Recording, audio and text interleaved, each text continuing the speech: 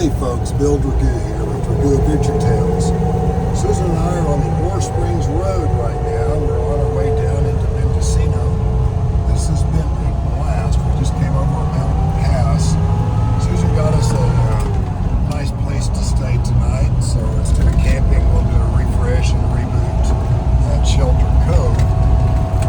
I was here years ago with a fellow named Mark Girardi, who's a gold country expert, and we were traveling Lost Coast, doing a story called the Lost Coast Trail, and a friend of mine, Steve Usher, was helping me shoot some photos, some curve photos for a story, and got a little left to center, and I was probably a little close maybe, and it became the Lost Tooth Trail, and his paint here smacked into my camera and ultimately into my face.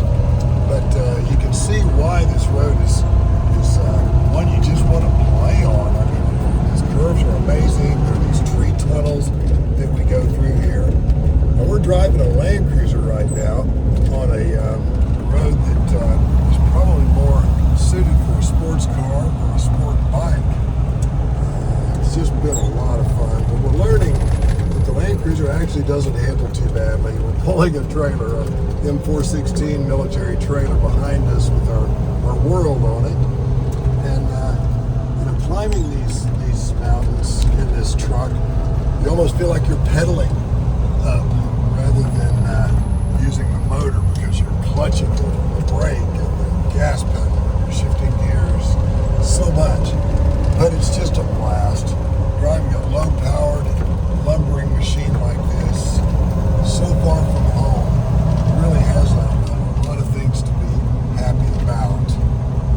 This story on this truck, we're calling this the time machine because it takes us back in time to a time when people had to do a lot more to keep their machines running. It wasn't just taken for granted that everything worked properly.